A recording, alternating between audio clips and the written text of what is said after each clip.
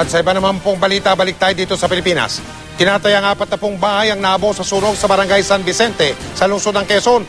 Nadamay rin ang 2 gusali ng UP Police. Ang inihinalang sanhi ng sunog, illegal na koneksyon ng kuryente. Nakatutok si Julius Segovia live mula sa Quezon City. Julius, kamusta dyan?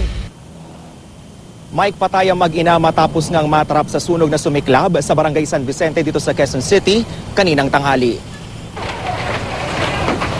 Humigit kumulang 40 bahay ang natupok sa kalye ng F. Lourdes, barangay San Vicente, Quezon City pasado alas 12 kaninang tanghali.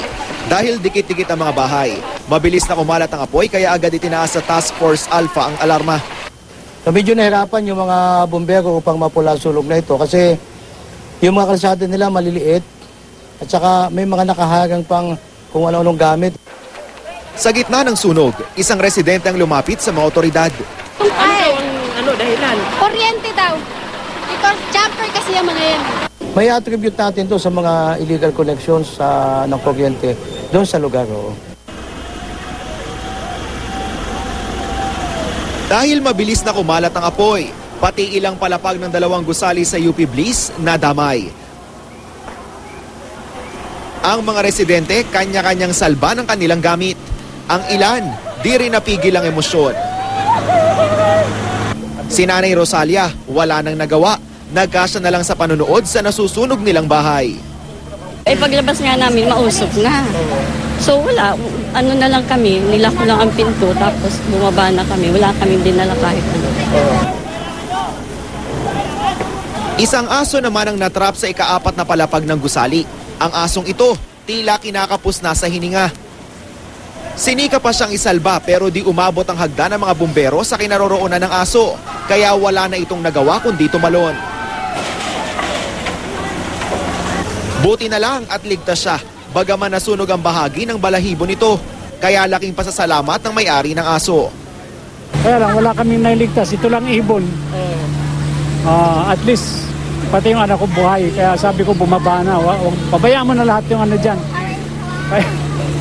Yun nga, yung folklore na yan. Yung 2 aso ko. Yung may aso, yung may tumalon. Tumalon. Sa akin yan. Tumalon doon sa nakaligtas. Ang ilang residente na malayo sa fire scene, minarapat na ring lumikas.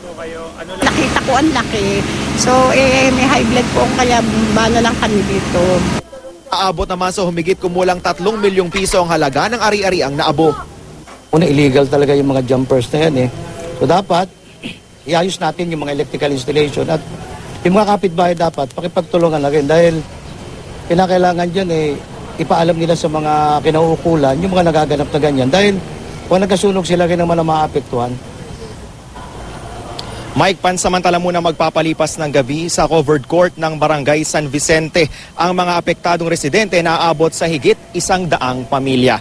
Yan muna ang latest mula rito sa Quezon City. Balik sa'yo, Mike. Julius, may tulong na ba nakaabot yan sa mga biktima ng sunog na yan, Julius?